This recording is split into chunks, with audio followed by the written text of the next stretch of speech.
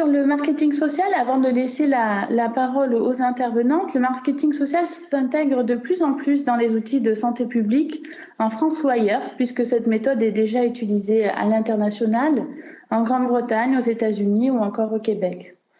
Le marketing social devient alors un métier de la santé publique, comme l'énonce François Bourdillon, ancien directeur de Santé publique France. Et des études ont en effet permis de constater l'efficacité d'interventions construites avec ces techniques pour faire évoluer les croyances, les attitudes et initier des changements de comportement en matière d'exercice physique, de consommation d'alcool, de drogue ou de tabac, de sécurité routière, ou encore de lutte contre les violences familiales. Pour définir rapidement le marketing social, il consiste à utiliser des techniques du marketing commercial dans l'objectif d'encourager des changements de comportement pour des comportements favorables au bien-être et ou à la santé des individus. Donc le marketing social est utilisé en France pour des programmes de prévention, par exemple le Mois sans tabac, dont on va parler aujourd'hui, qui est une opération lancée par le ministère de la Santé, l'Assurance Maladie et Santé publique France. Il est également intéressant, je pense, de noter que l'offre de formation sur cette thématique se développe de plus en plus, notamment à l'École des hautes études en santé publique, à l'EHESP. Je vous remercie une nouvelle fois d'être parmi nous et je vais laisser la parole au professeur Galopel-Morvan et à Madame Nguyen Thanh. Donc Karine, je vous invite à maintenant partager votre diaporama. Bonjour, merci déjà au CRES de nous avoir invités. Je vais laisser tout de suite la parole aussi à Viette pour qu'on puisse vous dire bonjour toutes les deux en même temps. Donc bonjour à tous et à toutes, merci pour votre participation et votre intérêt pour le marketing social. Et merci au CRES de PACA de nous avoir invités et pour leur organisation vraiment exemplaire. Voilà, je laisse la parole à Viette pour vous dire bonjour également. À toutes et tous, merci beaucoup Karine. Et puis Karine, je te rejoins pour remercier le CRES PACA pour cette invitation. J'espère que vous serez intéressés par ce qu'on va vous présenter aujourd'hui, qui sera, je pense, majoritairement présenté par Karine Galopel-Morvan avec quelques propos illustratifs de ma part sur Mois sans tabac. Viette est toujours trop humble. Elle va vous présenter aussi des choses extrêmement importantes et en lien justement avec le Mois sans tabac et l'évaluation du Mois sans tabac. Alors, ce qu'on a prévu, j'espère que ça vous conviendra, c'est plutôt que de faire un bloc d'1 heure de présentation et ensuite des questions, on a prévu quelques temps de pause, entre guillemets, dans nos interventions respectives pour vous laisser la parole et pour vous permettre de vous exprimer sur des points particuliers tout au fil de la présentation. Voilà, donc n'hésitez pas, comme précisé tout à l'heure, en utilisant la petite main, en levant la main sur la visio et puis en ouvrant et en coupant votre micro ensuite. Voilà, donc sans plus tarder, je vais rentrer dans le... Alors, pas dans le vif du sujet encore, mais je voulais déjà commencer par vous donner les résultats du petit sondage auquel un certain nombre d'entre vous ont répondu. Merci beaucoup d'avoir pris quelques minutes pour répondre à ces questions sur le marketing social que vous avez reçues il y a une semaine environ, il y a quelques jours. Alors, vous avez été 47 personnes à nous répondre. On aime bien faire ça avec Viette parce que ça permet de voir un petit peu comment déjà le marketing social est perçu. Est-ce que vous en avez entendu parler ou pas, les différences principales que vous faites avec la com sociale, etc. Donc, je vous livre là les résultats de ce petit sondage, puisque je trouve intéressant aussi pour moi et pour nous, c'est de voir l'évolution qu'il peut y avoir. Alors, je n'utilisais pas ces outils-là il y a encore 10 ou 15 ans, mais il y a une évolution très claire depuis ces dernières années de la perception du marketing social dans le contexte de la santé. Alors, sur la question, avez-vous entendu parler du marketing social ? Vous voyez que voilà, il y a à peu près un peu plus d'un quart des personnes qui n'en avaient pas entendu parler. Alors que donc ce qui a été décrit, c'est que vous êtes, si j'ai bien compris, tous très proches du contexte de la prévention. Donc c'est intéressant d'avoir cette information. Concernant votre opinion sur la mobilisation de cette discipline, donc dans le contexte de la prévention, donc on a environ 15% des répondants qui sont très défavorables et à peu près 13% assez défavorables. Pas d'avis pour 23,4. Je suppose que vous voulez vous faire votre avis à la fin de cette conférence. Et puis en termes d'avis assez favorables ou très favorables, on est donc sur 34% et environ 15%, comme vous pouvez le voir. Donc soit un petit peu, soit plus que les avis très défavorables et assez défavorables. Donc tout à l'heure, à la fin de la présentation de ce petit sondage, justement, Viette et moi, on voulait vous demander, pour ceux qui ont répondu favorable ou défavorable, quelques éléments d'explication sur le pourquoi de ces différents avis. Alors, selon vous, est-ce que le marketing social, c'est la même chose que la communication sociale ? Donc oui, pour certains, assez peu, hein, vous le voyez, c'est minoritaire. Je ne sais pas pour 32,% d'entre vous, et puis pour une majorité, environ 62%, non, ce n'est pas la même chose. Donc effectivement, ce n'est pas la même chose. Donc on va voir un peu plus en détail quelles sont ces différences fondamentales entre la communication sociale et le marketing social. Selon vous, est-ce que le marketing social peut améliorer l'efficacité des programmes de prévention ? Alors là, c'est souvent ce qui ressort. On a souvent pas mal de majorité ou un pourcentage relativement élevé dans les petits sondages qu'on réalise qui pensent que ça peut améliorer l'efficacité des programmes pour faire évoluer les comportements. Donc 44,7%, vous êtes d'accord, et 29,8%, pardon, vous êtes tout à fait d'accord pour dire ça. Et donc environ un quart, pas d'avis pour le moment en tout cas. Alors peut-être que c'est aussi une des explications de l'engouement, parce qu'il y a quand même un certain engouement, un certain effet de mode à ce marketing social en France, hein, comme je vous le disais, qu'on voit, ça évolue vraiment beaucoup depuis une quinzaine d'années. Donc c'est peut-être lié à cette perception de l'efficacité des programmes de prévention mis en place.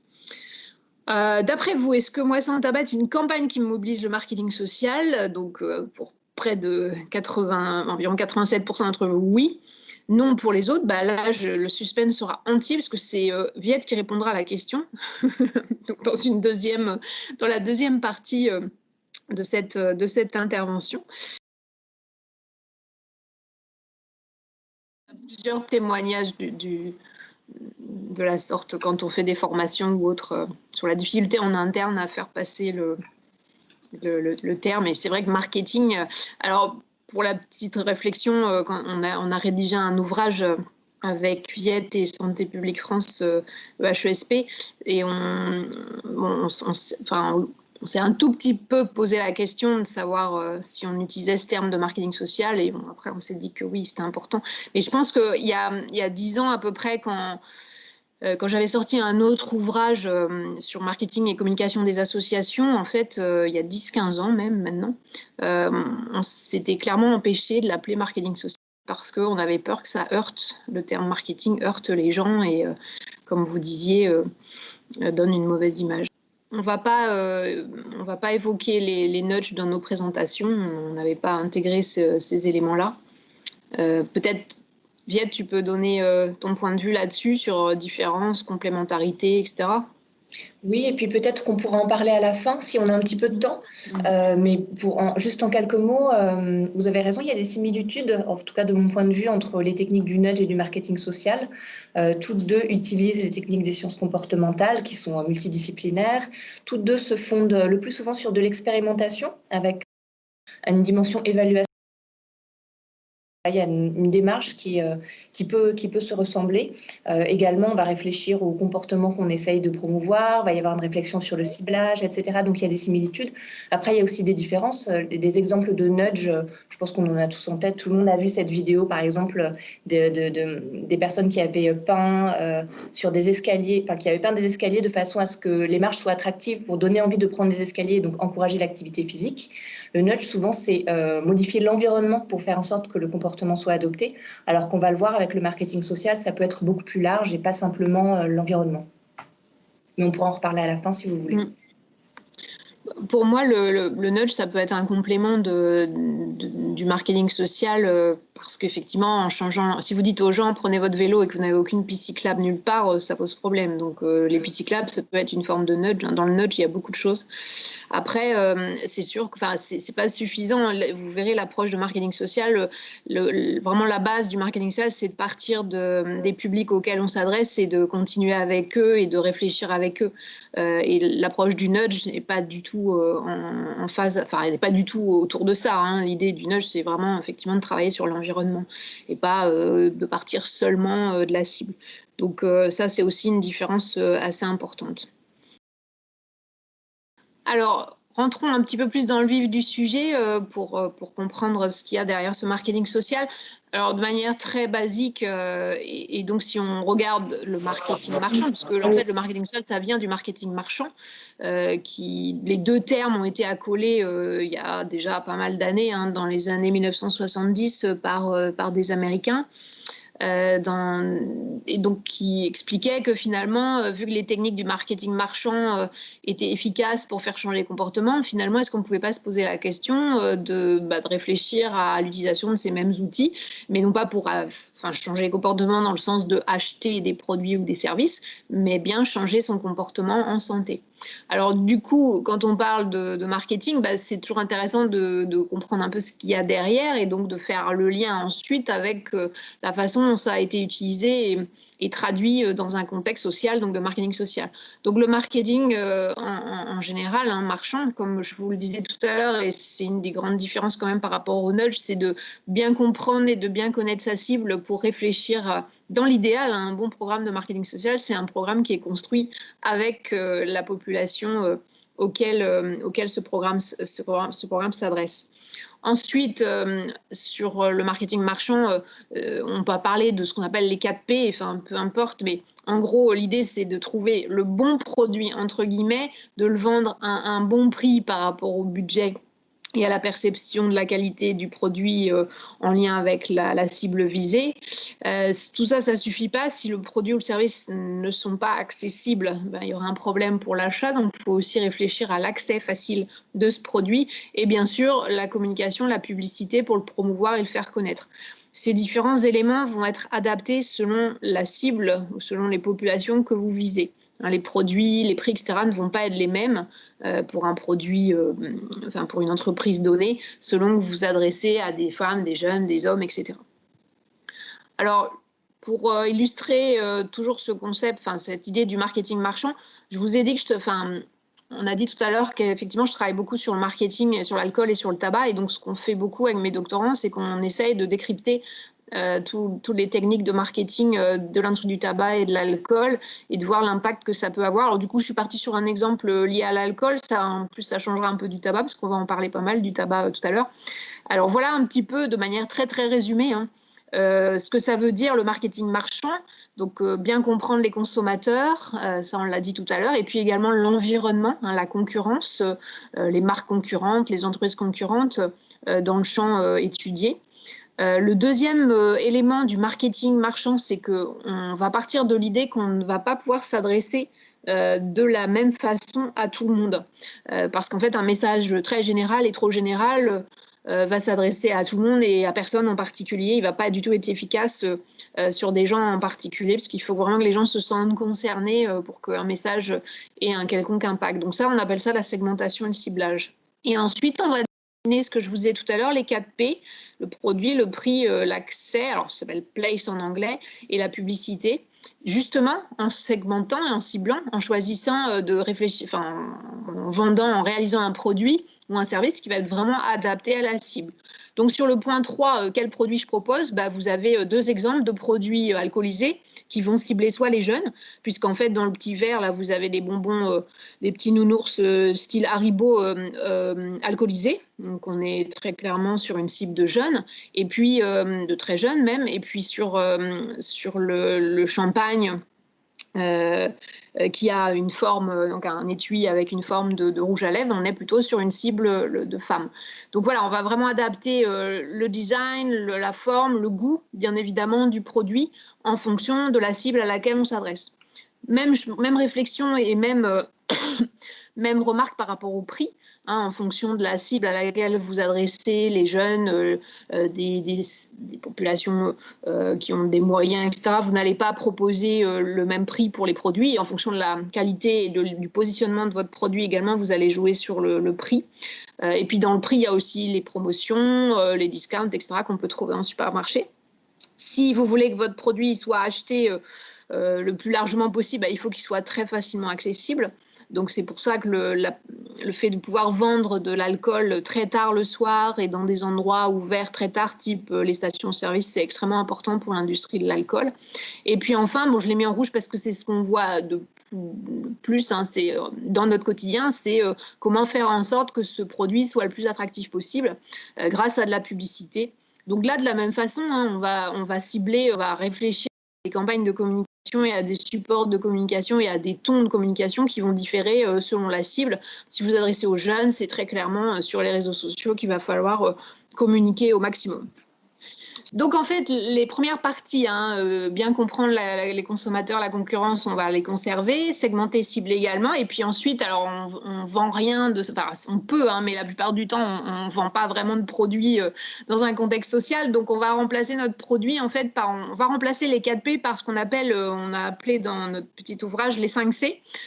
Donc c'est-à-dire qu'on va se poser la question de quel comportement je vais proposer à mes différents publics cibles. Et donc, faire en sorte qu'ils arrêtent de fumer, qu'ils consomment moins d'alcool, qu'ils conduisent moins vite, qu'ils mettent un préservatif, etc. Et également, autour de cette proposition de comportement, et non plus de produit, on va réfléchir, c'est très important, aux aides et aux différents services qui pourront aider ces personnes et ces cibles à adopter le comportement. Surtout, l'idée, c'est vraiment ne pas juste dire « Ok, changez votre comportement », c'est vraiment d'associer des aides, des services, des supports, des interventions en proximité ou autres pour que ce comportement soit le plus facile possible à mettre en place pour les cibles visées. Alors, on va pas... Enfin, il peut y avoir des coûts financiers, par exemple un préservatif, voilà, c'est quelques centimes d'euros, mais dans un grand nombre de cas, le principal problème quand même du marketing social, c'est de réduire les coûts, non pas financiers, qui engendreraient l'adoption du comportement, mais plus des coûts psychologiques, donc des freins, les barrières à l'adoption du comportement. Donc ça, en lien avec la bonne compréhension des individus et les études sur les publics qu'on peut faire en amont, c'est extrêmement important de bien réfléchir aux différents et coûts à l'adoption du comportement que vous souhaitez faire adopter par les publics et d'essayer au maximum, dans votre programme de marketing social, de réduire ces coûts dans la mesure du possible. Ce n'est pas toujours possible, mais dans la mesure du possible, d'essayer au maximum d'intégrer ces freins et d'essayer de les réduire.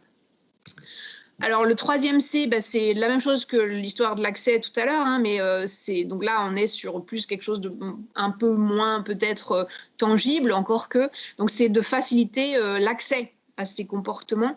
L'idée, c'est de se dire, voilà, si on communique en national et qu'on propose des choses seulement dans les grandes villes, ça va être compliqué à adopter pour un public large. Donc l'idée, c'est vraiment de proposer de l'accès aux services, aux aides et aux comportements que vous proposez, mais dans le lieu de vie et en réelle proximité avec les publics auxquels vous adressez. Parce que si vous faites juste que de la communication autour de votre comportement et que tout ce qui est aide, service, accès à ce comportement, etc., c'est pas accessible dans le lieu de vie de la personne, ça va bloquer. Et puis enfin, on va aussi communiquer, bien sûr, c'est important. Alors c'est là où peut-être pour faire le lien avec le petit sondage, où il y a la différence fondamentale entre la communication sociale et le marketing social. En fait, la communication sociale, c'est un volet marketing social. Et si vous faites que ça, c'est clair que ça ne marchera pas. Parce que si vous faites une communication qui est déconnectée de votre public, qui communique des choses qui ne sont absolument pas accessibles, qui ne correspondent absolument pas à ce dont le public ciblé a besoin pour changer son comportement, ça tombera complètement à plat. Donc, comment communiquer sur ce comportement pour le faire connaître? Et enfin, on a rajouté un 5e C parce qu'en marketing social, on n'a pas beaucoup de budget par rapport à certaines entreprises. Donc là, je donnais l'exemple de l'alcool, ils ont beaucoup de budget. Donc l'idée, c'est qu'il faut travailler au maximum avec des collaborateurs pour pouvoir diffuser, alors à la fois au niveau communication et à la fois au niveau proximité des publics visés sur leur lieu de vie, le programme, les aides, les services, les interventions, etc., intégrés dans le programme de marketing social. Donc vous verrez que ces éléments-là, hein, les 5 C et puis ce qu'il y a en amont, c'est la même chose que ce sur quoi fonctionne Moisson Tabac. Voilà, je ne vais pas rentrer dans le détail de cette diapositive, mais ça c'est un schéma peut-être un peu plus détaillé, hein, tiré de notre ouvrage sur le plan de marketing social. Vous reconnaissez en amont tout en haut l'analyse de l'environnement, la concurrence, donc ça passe ensuite par un diagnostic, ensuite segmentation, objectif, les 5 C, études de marché et l'utilisation des théories de changement de comportement en amont, hein, comme le disait Viette tout à l'heure, on se base sur les sciences des comportements. On réfléchit également à des marques. C'est l'exemple de Moisson Tabac, c'est très clairement une marque. Hein. On finit par mettre en œuvre le programme. Et puis ensuite, très important également, une composante essentielle du marketing social, c'est l'évaluation. Et là aussi, on en parlera sur Moisson Tabac pour voir un peu si le programme a bien atteint ou pas ses objectifs et si oui ou non, comment faire pour augmenter ou améliorer l'atteinte de ces objectifs. Donc voilà un petit plan un peu plus détaillé que ce que je vous de ce qu'il y a derrière le marketing social. Alors justement, on va passer à un exemple de mobilisation de ce marketing social avec la campagne Moisson Tabac. Donc là, je vais passer la parole à Viette. Merci beaucoup Karine, et je prends le relais du coup effectivement avec une illustration très concrète de tout ce que tu viens de fort brillamment nous expliquer. Donc on l'a dit, hein, le marketing social, c'est l'utilisation des techniques du marketing marchand, mais non pas pour concevoir et vendre un produit, mais pour identifier et promouvoir un comportement favorable à la santé. Donc concrètement, et pour ceux qui connaissent la communication et le marketing, pour le coup, ce sont des concepts qui sont familiers, je pense, comme Karine nous l'a bien montré. En marketing marchand, c'est la colonne de gauche. On parle des 4 P ou des 5 P si on y ajoute le dernier P de partnership, les partenariats. Et donc, en marketing social, c'est la colonne de droite. On va parler des 5 C. Donc, on va essayer d'identifier le comportement à cibler, de minimiser son coût d'adoption, de favoriser sa capacité d'accès. On va faire de la communication, de la publicité pour le promouvoir et on va essayer de travailler avec des collaborateurs qui nous permettront d'amplifier l'impact global de notre action. Donc, ces 5 C, finalement, comment ils se concrétisent avec le dispositif Moisson Tabac. Donc, on va y aller C par C. Le premier, c'est le C de comportement. Donc, le comportement visé dans le cadre de Moisson Tabac, je pense que vous avez tous au moins entendu parler de ce dispositif. Le comportement visé, il est précisé, il est énoncé de façon... Il s'agit de susciter des tentatives d'arrêt du tabac de 30 jours en novembre. Donc vous voyez, quand je dis que c'est assez précis, c'est-à-dire que ce sont des tentatives d'arrêt du tabac et non pas des arrêts du tabac définitifs qu'on va chercher à promouvoir. Cette tentative d'arrêt du tabac, elle a une durée bien définie. C'est 1 mois, c'est 30 jours. Et on a un mois défini, un mois de l'année pendant lequel on promeut spécifiquement ce comportement, c'est le mois de novembre. Ensuite, Karine vous parlait tout à l'heure du coût d'adoption du comportement. Et c'est vrai qu'on va essayer en marketing social de minimiser le coût d'adoption du comportement pour essayer de maximiser nos chances d'arriver à faire adopter ce comportement. Et donc, c'est là que c'est important aussi dans la définition du comportement à promouvoir, d'essayer de bien le choisir. Comme vous le voyez ici, la tentative d'arrêt du tabac qu'on cherche à promouvoir, comme je le disais, ce n'est pas un arrêt définitif, ça a une durée définie. Donc, ça peut faciliter le passage à l'acte. Les études qu'on mène auprès de fumeurs intentionnistes qui ont envie d'arrêter de fumer mais qui ne le font pas nous montrent que parmi les freins et les barrières au fait de passer à l'acte, de faire une tentative d'arrêt du tabac, il y a effectivement ce côté un petit peu se lancer dans le vide. Du jour au lendemain, en fait, il faut passer du statut de fumeur au statut de non-fumeur pour toute la vie. C'est quelque chose qui fait peur. Et donc, proposer seulement une tentative d'arrêt du tabac pour une durée définie, ça peut être une façon de minimiser le coût d'adoption de ce comportement. Par ailleurs, pour minimiser le coût d'adoption, on propose des aides, c'est aussi ce que disait Karine tout à l'heure, avec non seulement la promotion de l'aide que les professionnels de santé, en premier lieu les professionnels de premier recours, comme le médecin, le pharmacien, peuvent apporter.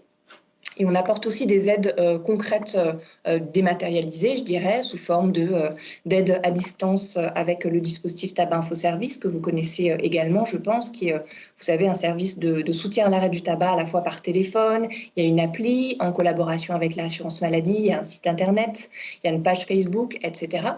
On apporte aussi d'autres petits outils très concrets et qui ont tous été travaillés, bien sûr, avec des experts, des tabacologues, pour essayer d'apporter de l'aide vraiment vraiment fondé sur ce que dit la littérature scientifique de ce qui est efficace pour arrêter de fumer, avec par exemple un kit d'aide à l'arrêt du tabac qui propose un accompagnement sur 40 jours, 10 jours pour se préparer et ensuite 30 jours pour tenir bon pendant l'arrêt du tabac. Donc voilà, toutes ces aides doivent nous permettre de minimiser le coût d'adoption du comportement de santé, de le rendre le plus facile possible. Et si on en revient au parallèle avec le marketing marchand qu'on aura tout au long de cette présentation, on voit bien que finalement, en marketing marchand, les marketeurs ils vont essayer de calculer ce coût pour à la fois maximiser le profit qu'ils vont pouvoir faire, mais le coût ne doit pas être non plus trop important, sinon il va décourager l'achat. Eh bien, vous voyez qu'en marketing social, finalement, c'est un peu le même raisonnement. On va essayer de choisir le comportement de santé pour essayer de maximiser, entre guillemets, notre gain en santé. Par exemple, si je prends le sujet alcool, on aurait tendance, si on voulait maximiser le gain en santé, à proposer aux personnes de ne plus consommer du tout d'alcool.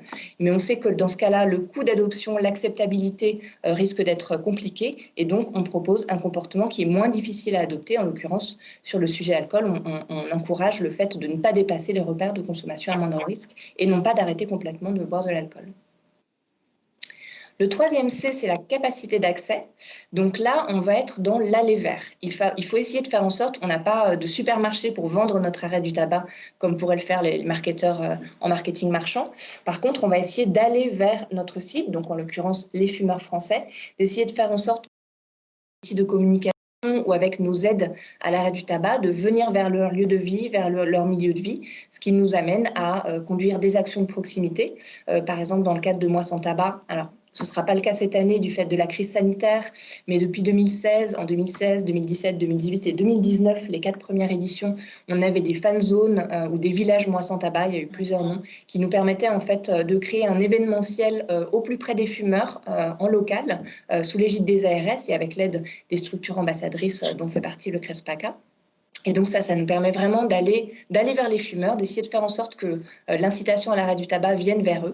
On essaye aussi de faire des actions, d'encourager des actions en entreprise dans le cadre de nos partenariats, notamment.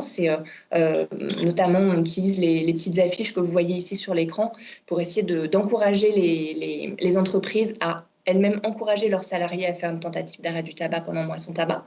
Et puis, on fait de l'affichage de proximité dans les pharmacies, dans les gares, etc. Donc là, on est vraiment sur essayer de faire en sorte que l'arrêt du tabac vienne vers les fumeurs. Le quatrième C, c'est la communication, la publicité. Alors là, c'est peut-être le plus évident, c'est peut-être ce qu'on voit le plus, c'est la partie émergée de l'iceberg, sur Moi sans tabac en particulier. On fait beaucoup de communication avec vraiment plusieurs médias qui sont mobilisés, la télé, la vidéo en ligne, le digital avec des bannières sur Internet, etc. On mobilise les réseaux sociaux, on a aussi une campagne à la radio. Il faut savoir que ces médias, ils sont choisis vraiment avec attention. Comme le disait Karine, le marketing social, c'est bien connaître ses cibles. Et donc, quand on a identifié nos cibles prioritaires, en l'occurrence sur Moi sans tabac, ce sont les fumeurs et en particulier les fumeurs à faible niveau socio-économique, eh bien, on adapte les techniques de communication et l'achat d'espaces publicitaires, c'est-à-dire les médias qu'on va venir mobiliser à cette cible. En l'occurrence, c'est ce qui explique qu'on soit beaucoup à la télé dans le dispositif Moi sans tabac, parce qu'on sait qu'aujourd'hui, la télé, c'est encore le bon vieux média qui nous permet de toucher le plus grand nombre catégorie sociale qui nous intéresse le plus sur Moi sans tabac. Et puis enfin, le dernier C, le cinquième, celui des collaborateurs, des partenaires. Donc, dans le cadre de Moi sans tabac, en fait, il y a un peu 2 niveaux de partenariat. Je dirais un niveau un petit peu structurel. D'une part, on essaye de travailler avec des partenaires qui nous permettent d'accompagner et de structurer le déploiement de l'opération au niveau local. Et donc, c'est pour ça qu'on a ce dispositif qu'on appelle, son petit nom, c'est le dispositif des ambassadeurs ou des ambassadrices Moi sans tabac. Donc, Marion Sylvain vous en parlait tout à l'heure en introduction. Le CRESPACA fait partie des ambassadeurs régionaux Moi sans tabac pour la région PACA. Et donc, ces structures-là, sous l'égide de leur agence régionale de santé, elles nous permettent de faire du plaidoyer en faveur de l'opération et de faire en sorte qu'un maximum d'actions de proximité en faveur de Moi sans tabac, s'inscrivant dans Moi sans tabac, ait lieu sur le terrain, au plus près des fumeurs. Donc, c'est vraiment pour nous un maillon vraiment majeur, très important du dispositif partenarial.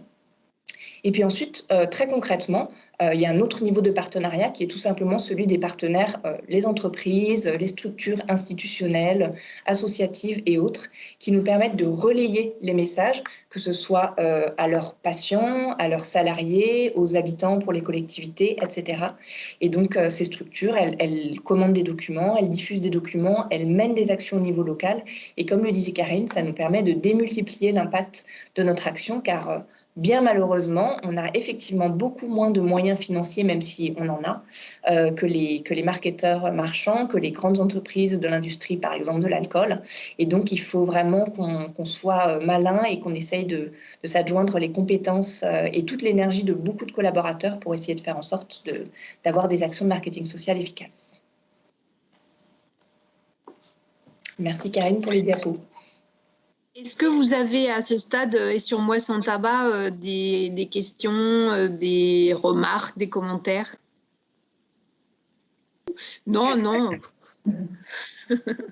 Après, c'est pas non plus révolutionnaire, hein. Voilà, on a traduit les... Parce que c'est toujours plus simple hein, d'avoir des choses un peu mémotechniques comme ça pour se rappeler. Et vu que les P étaient pas du tout adaptés, voilà, on a essayé de traduire avec l'essai, quoi.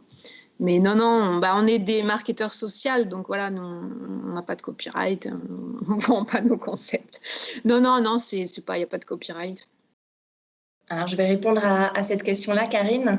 Effectivement, chaque année, dans le cadre de Moi Sans Tabac, donc la première année en 2016, effectivement, c'était avec France Télévisions, avec Plus belle la vie.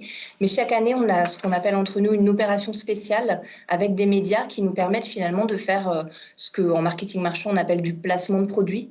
Et en l'occurrence, là, en 2016, comme tu l'as très bien noté, Boris, on a placé Moi Sans Tabac dans les scénarios de certains des épisodes de Plus belle la vie, qui est je ne sais pas si tout le monde connaît cette série, c'est une mini-série sur France 3 qui est très populaire, qui est très regardée. Alors, je ne sais pas si elle l'est encore aujourd'hui, mais en tout cas en 2016, il y avait une grosse audience et surtout une audience qui nous intéresse beaucoup parce que elle correspondait à la catégorie socio-économique qui était la cible de Moi Sans Tabac.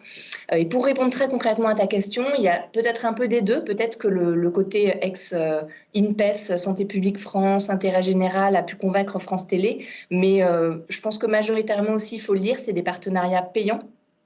Donc en fait, c'est une certaine forme d'achat d'espace finalement qu'on fait avec nos régies d'achat d'espace. On nous fait plusieurs, voilà, on essaie de décrire le type de placement de produits entre guillemets dont on aurait besoin, nos cibles, ce qu'on souhaite. Et les régies d'achat d'espace nous font des propositions, qu'on travaille avec eux et ce sont des partenariats qu'on paye. J'ai envie de dire malheureusement.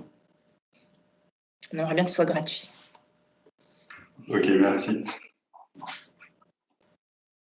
Et en lien avec ça, Viette, moi j'avais une question qui intéressera certainement aussi les participants. En fait, là, je crois que c'était il y a 1 an, vous avez commencé à travailler avec des influenceurs sur les réseaux sociaux, donc un peu la même idée que le placement de produits, mais donc sur les réseaux sociaux. Est-ce que tu as un peu de recul là-dessus? Est-ce que vous avez continué? Est-ce que ça fonctionne? Oui, oui, tout à fait. Notamment, alors on le fait aussi un tout petit peu sur la cible adulte. On l'a fait sur grossesse et alcool, par exemple, mais on l'a surtout beaucoup fait sur le sujet réduction des risques alcool, cannabis en contexte festif. Donc, des dispositifs qui visent plutôt les jeunes adultes. La première fois qu'on l'a fait vraiment de façon affirmée et je dirais assumée, c'était en 2018, je pense, avec un partenariat avec 2 influenceurs qui maintenant sont assez connus, qui s'appellent McFly et Carlito. Peut-être que certains d'entre vous les connaissent. À l'époque, il l'était un peu moins, en tout cas de ma tranche d'âge. Moi, j'en avais jamais entendu parler. Mais pareil, c'est notre régie d'achat d'espace qui nous avait proposé ce duo d'influenceurs qui avait 3 millions d'abonnés à leur chaîne YouTube. C'est des dispositifs, effectivement, dans lesquels c'est un peu pareil que les opérations spéciales avec les chaînes, c'est-à-dire qu'on leur explique ce que nous on voudrait, ce qu'on voudrait qu'ils promeuvent comme attitude, comme comportement. Mais après, ils font les choses avec leurs propres mots, avec leurs propres méthodes. Donc, ce sont des vidéos qui souvent sont assez potaches, entre guillemets. et qui s'adresse vraiment à cette cible des jeunes adultes. En l'occurrence, c'était un dispositif McFly et Carlito qu'on avait post-testé, qu'on a évalué, et on l'a reproduit effectivement plusieurs fois, toujours sur cette même cible, plutôt sur le sujet binge drinking chez les jeunes, pour faire un peu simple. Les post-tests sont plutôt très bons. En fait, le bilan média nous permet de voir qu'à la fois on arrive à exposer beaucoup de jeunes avec ces messages-là, et à la fois les post-tests, on y reviendra quand on parlera d'évaluation tout à l'heure, donc ce sont ces enquêtes qu'on fait juste après diffusion d'une émission, nous montrent que les messages sont bien compris, bien perçus, qui sont plutôt incitatifs. Donc effectivement, c'est quelque chose qu'on va continuer à faire, avec toujours un peu un équilibre un peu compliqué à trouver entre leur liberté de parole à ces influenceurs et le fait pour nous quand même de cornaquer un peu les messages pour pas partir trop, surtout sur des sujets comme alcool, cannabis, etc. Garder quand même une parole un peu santé publique. Je me lance, Karine, et puis tu n'hésites pas à compléter si tu le souhaites. Merci beaucoup, Boris, pour cette question. En fait, nous, et on en a pas mal discuté aussi avec le secteur associatif, on considère à Santé publique France et avec un certain nombre d'acteurs que finalement, le dispositif de promotion des repères de consommation à moindre risque, il est complémentaire d'un dispositif comme Dry January. Ce ne sont pas des dispositifs qui s'opposent. En fait, Dry January, ce n'est pas une opération qui vise à faire en sorte que les personnes, au bout d'un mois d'abstinence alcoolique, elles s'arrêtent complètement de consommer de l'alcool. Ce n'est pas du tout un dispositif comme Moi Sans Tabac, je pense que tu le connais aussi bien. C'est vraiment un dispositif qui est plutôt fait pour proposer une pause avec l'alcool, sans injonction derrière aucune de continuer à ne pas boire d'alcool, pour permettre de prendre du recul par rapport à sa consommation, pour réfléchir à sa consommation, à son rapport à l'alcool, etc. Et c'est pour nous un dispositif qui est vraiment complètement complémentaire au dispositif, je dirais un peu au long cours, qui consiste à essayer d'inciter les buveurs excessifs qui sont au-dessus des repères à moindre risque à passer en dessous. Donc nous, on le conçoit plutôt comme ça, et si on doit parler d'un modèle théorique, c'est vrai que quand on modélise, entre guillemets, on modélise très simplement la stratégie alcool qu'on essaye de promouvoir dans le cadre de notre programme alcool, on se dit que finalement la stratégie de promotion des repères à moindre risque, c'est un peu la stratégie au long cours qui va jouer sur la motivation, créer de la motivation, du carburant motivationnel pour faire en sorte que les personnes qui sont au-dessus des repères aient envie de diminuer, et qu'une opération comme Dry January, ça peut être aussi un événement déclencheur, finalement une opportunité de réfléchir à sa consommation d'alcool pour ensuite, finalement au long cours, à long terme, réduire sa consommation d'alcool et passer en dessous des repères. Si on imagine par exemple le modèle théorique comme BI, que certains d'entre vous connaissent peut-être de Suzanne Mickey, avec ce M de la motivation, ce O de l'opportunité, ce C de la capacité. Finalement, ces différentes approches sont pour nous complémentaires. Je ne suis pas complètement sûre de répondre à ta question, mais...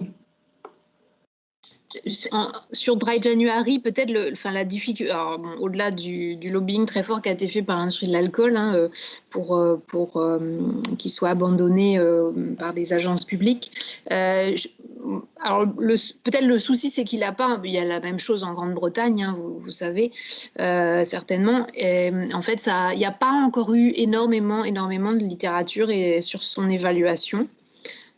Sur l'évaluation et en tout cas l'impact que ça peut avoir à moyen terme ou autre. Donc, je pense qu'en termes d'évidence scientifique, c'est pas encore si clair. Après, moi, ça veut pas dire que je suis contrainte du tout. Justement, j'y viens.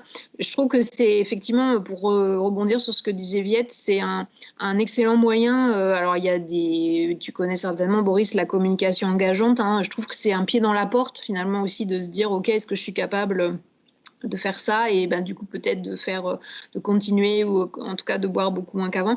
Et je trouve que c'est aussi un bon outil pour travailler sur le self-efficacy ou l'auto-efficacité. C'est finalement de se dire si on y arrive, pas forcément un mois, mais on est capable, quoi. On peut se dire que dans certains contextes, dans certaines situations, on est capable de pas boire et que voilà, quoi, c'est aussi une preuve qu'on peut réduire. Donc pour ces deux éléments-là, je trouve que c'est intéressant. Alors après, pour rebondir sur ta question, mais on a échangé là-dessus par mail, enfin pas directement là-dessus, mais sur le fait que l'industrie de l'alcool fait des campagnes de prévention et donc avait effectivement lancé le janvier sobre.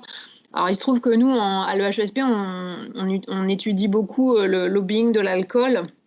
Et très clairement, alors pour le coup, dans une littérature extrêmement abondante, on voit que ça, c'est le fait de s'associer à des associations, et je me permets de le dire parce que finalement, parmi vous, il y a aussi beaucoup d'associations. Il y a vraiment des tentatives de partenariat de l'industrie de l'alcool, et en France, hein, de la même façon qu'à l'étranger, avec des associations pour se donner à la fois une bonne image et se revendiquer le statut de préventeur, hein, pour des industriels de l'alcool. Et puis, ce qu'ils ont beaucoup tendance à faire également, c'est de lancer des campagnes de communication qui sont souvent destinées à des jeunes dans un contexte de conduite, et également sur les femmes quand elles sont enceintes. Donc, pour promouvoir l'arrêt total de l'alcool, donc dans des situations extrêmement particulières. Et puis, sur le reste des situations, leur message, c'est de consommer de manière modérée l'alcool. Et alors on a fait des études là-dessus justement sur une population variée, et pour les gens, la consommation modérée d'alcool, ça ne veut absolument rien dire. Donc moi, je suis absolument opposée et très hostile à ce que l'industrie de l'alcool rentre dans les dispositifs de prévention quels qu'ils soient, d'autant plus que il y a en face des pseudo-dispositifs de prévention que l'industrie de l'alcool met en place des publicités extrêmement massives, et ils dépensent beaucoup d'argent en marketing et en publicité pour matraquer les jeunes, hein, notamment sur les réseaux sociaux. Donc pour moi, ça s'apparente totalement à une forme de lobbying, et encore une fois qu'on retrouve clairement dans la littérature. Voilà, donc ça, et pour moi, ça, c'est pas du tout du marketing social, hein. Pour le coup, pour moi, le marketing social, c'est vraiment une discipline qui s'adresse à des acteurs publics ou privés non lucratifs, et dont l'objectif n'est pas du tout de faire du profit. Ce que fait l'industrie de l'alcool ou l'industrie du tabac, hein, l'industrie du tabac a fait la même chose il y a plusieurs décennies, ou continue à le faire dans les pays en voie de développement, hein, ces campagnes de prévention qui ciblent en particulier les jeunes. Ça s'appelle du marketing sociétal ou des stratégies de responsabilité sociale des entreprises, du lobbying, quoi. Mais pour moi, c'est de toute façon la preuve, hein, il y a encore un papier qui est sorti il n'y a pas très longtemps en comparant les campagnes lancées par des agences publiques ou des ONG à celles lancées par les industriels de l'alcool, et ça ne fonctionne pas. Ce sont des campagnes qui ne fonctionnent pas. Alors on ne va pas me faire croire qu'ils n'ont pas les moyens de faire des campagnes qui sont efficaces, hein. Donc je pense que si ça fonctionne pas, c'est pas un hasard. Lesquels Je ne m'étale fonctionnent pas peut-être un du peu coup trop, hein. Karine, Pardon ? vous avez comparé 2 types d'études, c'est lesquels qui ne fonctionnent pas du coup? Alors, c'est pas moi, hein, c'est un article qui est paru dans une revue, ça doit être revue américaine. Je pourrais vous diffuser l'article, hein, mais c'est en fait, il y a eu une comparaison entre les campagnes de prévention alcool menées par soit des agences publiques, aussi des ONG, dans mes souvenirs. Ils ont comparé donc l'efficacité de ces campagnes-là à des campagnes de prévention menées par les industriels de l'alcool. Et très clairement, les campagnes menées par les industriels de l'alcool, elles fonctionnent beaucoup moins pour faire évoluer les croyances, pour faire évoluer les attitudes, pour faire évoluer les comportements par rapport à la consommation moindre d'alcool. Donc voilà, alors avec les moyens dont ils disposent, si vous voulez, pour mener des campagnes de marketing marchand, et qui pour le coup là sont très efficaces, c'est tout de même étonnant que sur les campagnes qui mènent en prévention, ça fonctionne assez peu, voire pas du tout. D'accord, ok, on comprend mieux, merci. On continue ? Allez. Alors, l'idée de cette troisième partie, c'était de regarder un petit peu, de répéter un peu, hein, j'espère, vous me dites hein, si j'en répète trop, ce dont on a parlé tout à l'heure sur un exemple de manière plus générale dans les diapos du départ, sur d'autres exemples. Alors voilà, donc revenir vraiment sur le cœur du marketing social et sur ce qu'il est et ce qui doit être dans l'idéal, hein, pour optimiser les chances que ça change les comportements. Donc vraiment, on le répète encore, mais le marketing social, ça part vraiment de la connaissance des individus. C'est essentiel de comprendre leurs besoins, leurs espoirs, leurs rêves. Alors, je reprends en fait, je ne sais pas si c'est un copyright, je reprends les termes de notre co-auteur Gérard Hastings, qui est professeur émérite à l'université Stirling, hein, et qui est fondateur du pôle de marketing social en Écosse, un des plus gros pôles de marketing social en Europe. Et il se plaît à dire hein, dans les conférences qu'il faut vraiment être anthropologue. Alors, c'est une contrainte forte, hein. On dit souvent ça, c'est bien hein, le marketing. Enfin, évidemment, je ne vais pas dire le contraire, sinon je ne serais pas là, mais moi, je pense vraiment que le marketing social peut améliorer l'impact des campagnes. Mais c'est vrai qu'en revanche, ne serait-ce que cette partie-là, ça prend du temps. Parce que ça, bien connaître les individus, ça veut dire mener des études qualitatives, mener des études quantitatives, faire des questionnaires, etc., avant de réfléchir même à la mise en place et au déploiement de son programme de prévention sur le terrain. Et ça, vous le savez mieux que moi, en général, hein, quand on est sur le terrain, on n'a pas forcément de multiples mois pour mettre en place une action. Donc ça peut être une première limite aussi du marketing, c'est que si on veut vraiment appliquer la démarche de A à Z, bien cette partie-là prend énormément de temps. Et j'ai le souvenir d'avoir lu des articles hein, dans des revues américaines de grosses campagnes de marketing social du type Moi sans tabac, donc là plus sur des jeunes adolescents. C'est une campagne qui s'appelait Chose pour vérité, et sur également des adolescents pour promouvoir l'activité physique, c'est une campagne qui s'appelait Verb.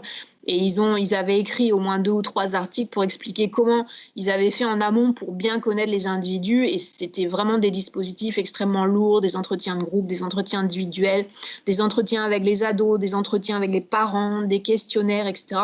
Alors, on n'est pas obligé d'aller si loin que ça, hein, mais malgré tout, pour bien connaître les besoins et les attentes des comportements des individus, eh bien, il faut quand même passer un minimum de temps. Alors là, je pense que je vais encore le répéter, mais donc vous avez bien vu hein, le marketing, et avec l'exemple de Moi sans tabac, on le voit bien, ça ne doit pas être confondu avec la communication. Donc c'est une partie intégrante, bien sûr, hein, du marketing social. Si on fait le lien avec Moi sans tabac, on n'aurait jamais eu la notoriété que Moi sans tabac a aujourd'hui sans communication, et l'attractivité que Moi sans tabac peut avoir aujourd'hui sur certains publics sans la communication. Donc c'est essentiel, mais c'est loin d'être suffisant. Parce que si vous n'avez pas de réflexion également sur l'accès au comportement, sur les coûts d'adoption du comportement, sur une marque, pourquoi pas, Viette pourra peut-être revenir là-dessus. Moi sans tabac, c'est aussi une véritable marque, hein, et réfléchie et conçue comme une marque. Là, en fait, dans les logos, tout de suite, là, sur le bas de la diapositive, c'est justement les programmes dont je vous parlais, un Verb, qui est une campagne américaine de lutte contre l'obésité, qui est terminée maintenant, et puis de choses sur le tabac. Donc là, pour illustrer l'idée de la marque, hein, en marketing social, en marketing marchand, toutes les entreprises disposent d'une marque. L'idée du marketing social, c'est aussi de réfléchir à des marques, ce qui permet, alors ça a plusieurs avantages, que les individus s'approprient les marques quand elles sont conçues vraiment en lien avec leurs besoins et les attentes. Donc vous pouvez par exemple développer tout un tas de goodies ou de petits outils de com qui vont être récupérés par des ambassadeurs qui, parce qu'ils aiment bien votre marque, vont la porter. Et puis l'avantage aussi, c'est que ça évite d'être obligé de recommuniquer trop massivement d'une année sur l'autre, puisque finalement votre marque, quand elle est bien installée dans le paysage, comme c'est le cas de Moi sans tabac, voilà, les gens ils savent, ils connaissent. Et derrière, quand on cite Moi sans tabac, derrière les gens, ils ont un imaginaire de marque ou des associations avec ces marques. Ça, c'est le principal avantage. Alors, l'inconvénient de ces histoires de marques, c'est que sur des programmes de prévention, vous le savez mieux que moi, on ne sait pas toujours s'ils vont perdurer ou pas. Hein. Donc, réfléchir à une marque quand on est sur du one-shot et quand on est sur une campagne qui va durer juste quelques mois et qu'on ne sait pas si elle va pouvoir être reconduite l'année suivante, c'est probablement un peu trop coûteux et consommateur de temps sans forcément pouvoir en tirer parti et capitaliser la marque dans les années suivantes. Donc ça, c'est aussi une des limites du marketing social, c'est que c'est une technique qui est intéressante, mais je pense comme les autres techniques, hein, aussi promotion de la santé, etc., mais c'est mené sur le long terme, et notamment par rapport à cette histoire de marque. Alors là, en fait, c'est peut-être une idée un peu nouvelle, entre guillemets, par rapport à ce qu'on vous a déjà dit. Alors ça, c'est pas simple non plus à mettre en place parce que ça demande d'être créatif. Et ça demande aussi, en revanche, de très bien connaître sa cible, hein, donc de l'avoir vraiment analysée et travaillé avec elle en amont sur les publics qu'on cible. L'idée, c'est de ne pas laisser les gens en leur disant juste arrêtez de fumer, vous faites pas ceci, vous faites cela, etc. Mais c'est vraiment pour aller encore plus loin, de leur proposer des comportements alternatifs aux comportements que vous leur demandez d'abandonner ou d'adopter en lien avec leur santé, hein, de leur proposer des comportements alternatifs qui vont évidemment leur plaire, d'où l'intérêt de les connaître, et des comportements qui vont être donc alternatifs aux consommations et aux comportements qui vont être plus risqués pour la santé. Alors, je vais vous montrer, c'est une campagne australienne que j'aime bien, je ne vais pas mettre tout le spot, je vous ai mis le lien, donc vous pourrez le regarder plus tard en entier si ça vous intéresse. C'est une campagne australienne. Alors, c'est le ton très australien. Hein. Me faites pas dire ce que j'ai pas dit. J'ai pas dit qu'il fallait refaire la même campagne en France. Hein. Mais c'est une campagne qui s'appelle Hello Sunday Morning et qui a pour objectif... Bah, si, en fait, Boris, tu vois, je parle un peu de l'alcool. C'est une campagne qui a pour objectif d'inciter, alors plutôt on est sur des jeunes adultes, à pas trop boire, en tout cas à éviter les comportements d'alcoolisation excessive, de binge drinking le samedi soir, pour pouvoir profiter au mieux de son dimanche matin. Et donc dans la vidéo, ce que propose Hello Sunday Morning, c'est justement tout ce que vous pouvez faire et tout ce que les gens peuvent faire le dimanche matin si ils ne sont pas dans un espèce de coma lié à la consommation très excessive d'alcool la veille.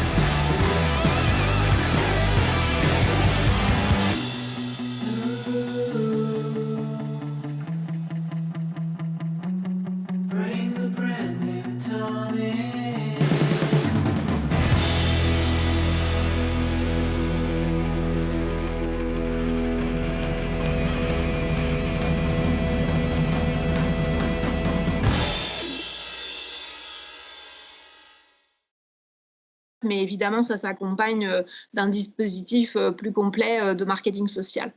Donc ça, c'est pas simple. Hein. Je pense, après, c'est très bien d'avoir vos témoignages, mais je pense que c'est pas simple de réfléchir à ces comportements alternatifs et surtout pour qu'ils plaisent au public et à la cible visée. Donc ça, c'est quelque chose qu'on peut proposer aussi pour aller encore plus loin dans l'efficacité d'une campagne de marketing social. Alors là, on l'a déjà dit aussi, hein, mais quelques éléments complémentaires là-dessus. Hein, c'est vraiment important de se dire que non seulement c'est pas du tout que de la com, le marketing social, mais il faut aussi vraiment qu'il y ait systématiquement intégré dans le programme de marketing social les services, les aides, travailler sur les environnements également favorables, ce qui veut dire aussi du plaidoyer avec les communes, les communautés de communes, etc., pour vraiment aider à faire changer les comportements. Donc, ça peut se traduire de différentes manières. Hein. Ça va dépendre de la thématique, mais si vous êtes sur la protection des MST, voilà, c'est clairement le préservatif doit être vraiment un support extrêmement important à disposition des gens, qu'on puisse trouver dans le plus grand nombre d'endroits possible dans l'environnement des populations visées. Idem pour les moustiquaires, hein, dans le contexte de la lutte contre le paludisme. On a aujourd'hui tout un tas de dispositifs de e-santé et d'applications qui peuvent être des véritables aides, hein, pour aider les gens à faire plus d'activité physique, à mieux manger, etc. etc. Donc là aussi, ça peut être des dispositifs à intégrer dans le programme de marketing social. Puis sur l'environnement, si vous dites aux gens, voilà, faites plus d'activité physique, mais que l'environnement, il n'y a pas beaucoup de parcs, il n'y a pas beaucoup d'endroits pour marcher, pas beaucoup d'endroits ou des endroits pas très sécures, en tout cas pour faire du vélo, ça va être plus compliqué.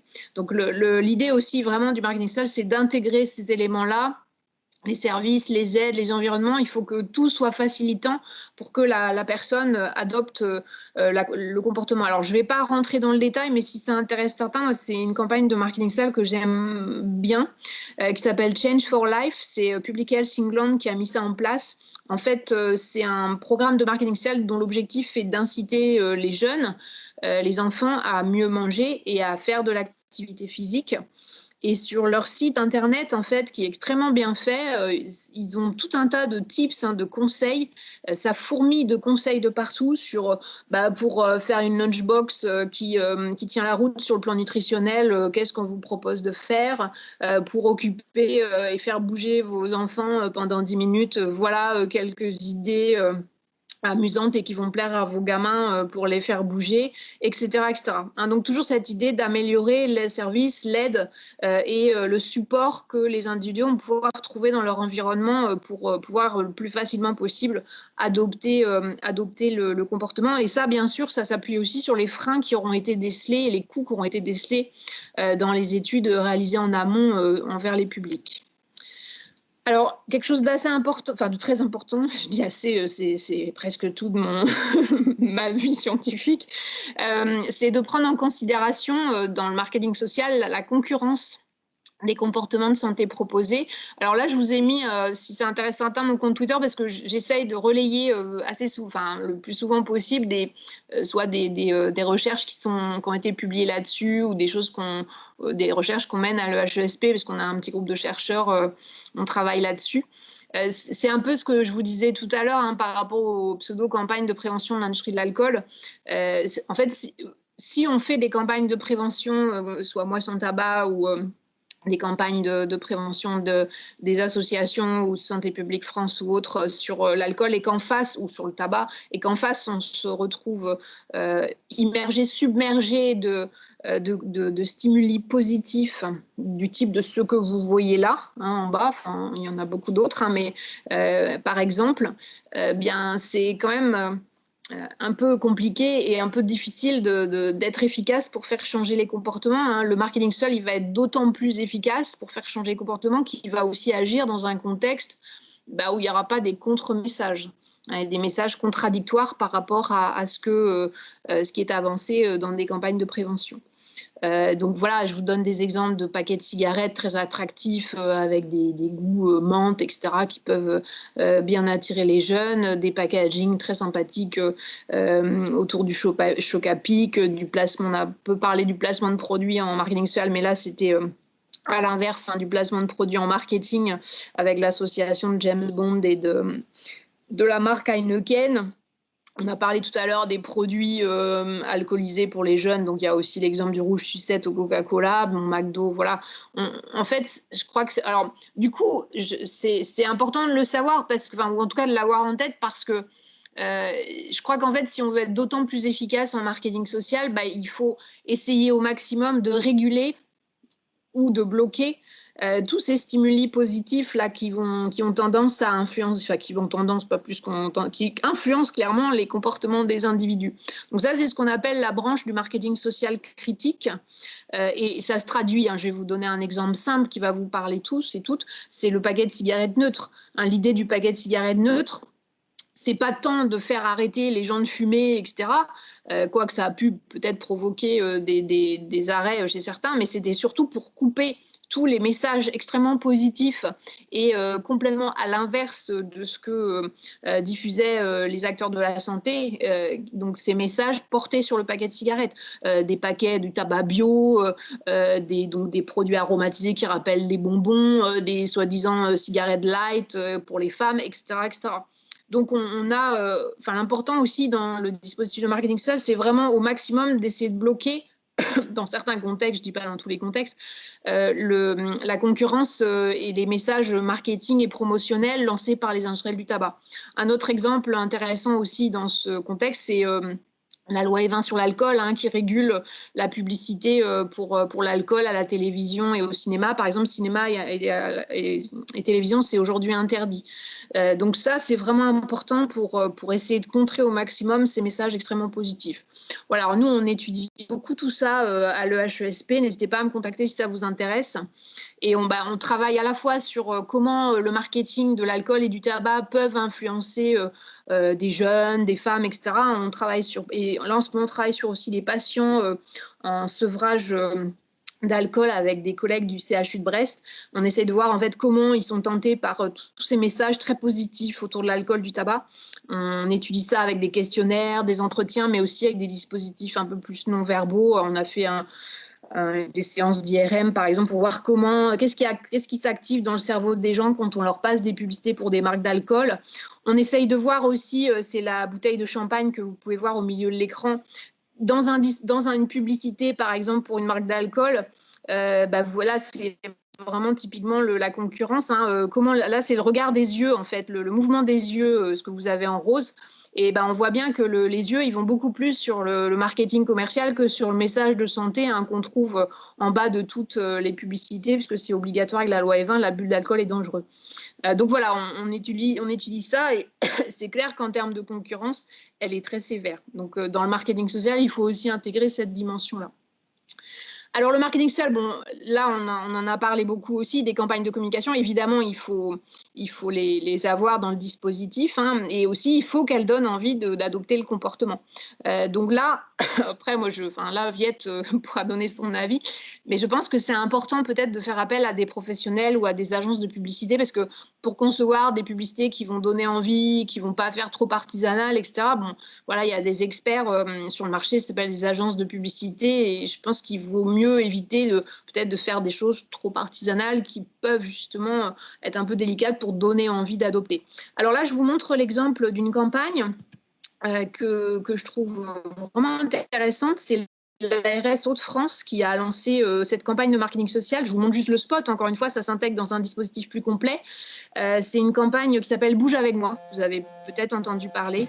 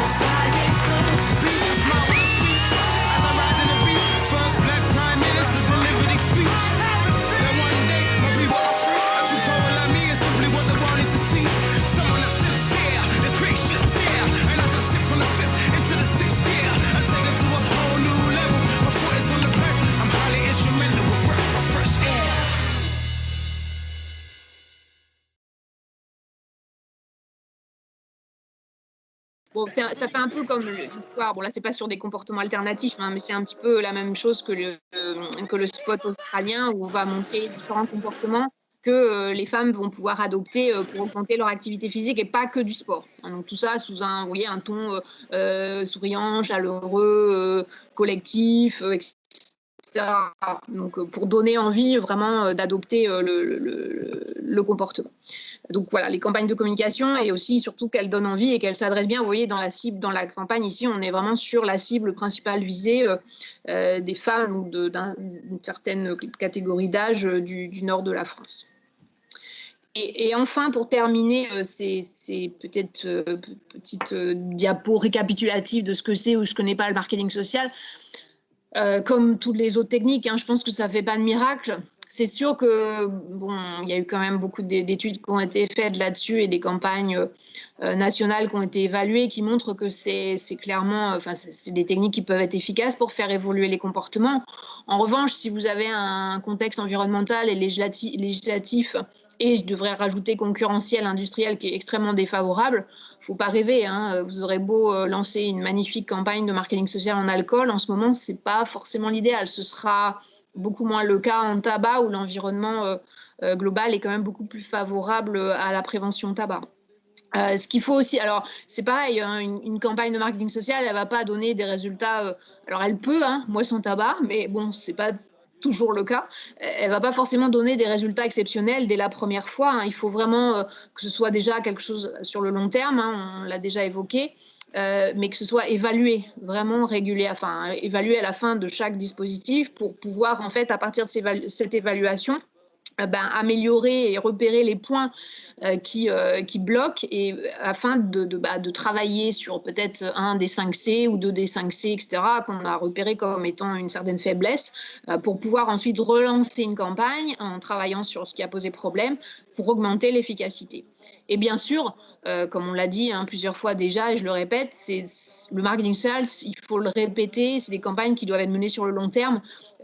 Pensez juste pour illustré à Coca-Cola, le succès planétaire aujourd'hui de Coca-Cola, c'est pas né en un mois. Ça fait plus d'un siècle qu'ils font des campagnes de communication et qui lancent et pas que du marketing, pas que de la communication, pardon, qui font des campagnes de communication et de marketing massive et répétées et sur le long terme pour arriver au succès qu'on connaît aujourd'hui. Nous, on est souvent sur des comportements quand même un peu plus compliqués à changer que de faire acheter un soda. Donc forcément, la règle s'applique encore plus, répéter, mener sur le long terme. Et ça, alors après, ça c'est une limite aussi du marketing social, puisque malheureusement, sur le terrain, on n'a pas forcément toujours le choix que de répéter et de mener sur le long terme des campagnes de communication. Voilà, donc l'idée là, c'était de vous faire un peu réagir sur ça, et puis de savoir si vous aviez, quelques expériences de marketing social ou que vous avez l'impression d'utiliser un peu le marketing social dans vos programmes, sans le savoir, peut-être, et sur quel axe et sur quelle dimension du marketing social vous reconnaissez le mieux par rapport à ce que vous mettez en place sur le terrain. Viette, je te laisse répondre. Alors la réponse, elle est oui. Oui, bien sûr qu'on peut utiliser. À partir du moment où on a un objectif comportemental finalement, où on cherche à favoriser un changement de comportement, que ce soit celui d'un professionnel de santé pour passer à la vaccination, que ce soit pour le grand public, on peut appliquer les techniques du marketing social. Effectivement, c'est ce que font mes collègues. Alors c'est vraiment un domaine que pour le coup l'infectieux, je connais pas très bien, donc je vous en dirai pas beaucoup plus, mais effectivement, mes collègues de l'unité des risques infectieux utilisent ces techniques aussi pour promouvoir la vaccination, avec de nombreuses études pour essayer d'identifier les freins à la vaccination qui sont très nombreuses, qui expliquent probablement qu'aujourd'hui, on a encore beaucoup de résistance, d'hésitation vaccinale, comme on dit en France, mais petit à petit, les choses ont quand même progressé et effectivement, ces techniques sont utilisées. Après, ce qu'il peut y avoir comme difficulté, si on veut déployer le marketing social sur plusieurs sujets, parce qu'effectivement, alors moi, la limite que je vois, par contre, sur des sujets très généraux, je ne sais pas ce que tu en penses, Viette, mais par exemple, améliorer, promotion de la santé en général, je trouve que le marketing social se prête un peu moins. Il faut vraiment qu'il y ait un objectif comportemental, pour le coup, clair, sur un axe assez précis de comportement. Après, la limite aussi, c'est que quand on veut, quand on a plusieurs sujets à aborder en prévention, vous voyez bien un peu que si on veut adopter la démarche sur l'ensemble de ces démarches, de la démarche sur différents sujets, c'était extrêmement coûteux en termes de temps et en termes de moyens financiers. Donc on est parfois obligé probablement de choisir et d'hiérarchiser les thèmes sur lesquels on va déployer l'ensemble de la démarche dans l'idéal et peut-être un peu moins pousser et pas l'ensemble de la démarche sur d'autres thèmes, parce que je pense qu'avec nos budgets limités en prévention, c'est compliqué d'être partout avec toute la démarche de marketing social, quoi. Je pense que c'est probablement plus compliqué qu'en milieu urbain, on a plus facilement accès sur des zones géographiques réduites peut-être aux populations.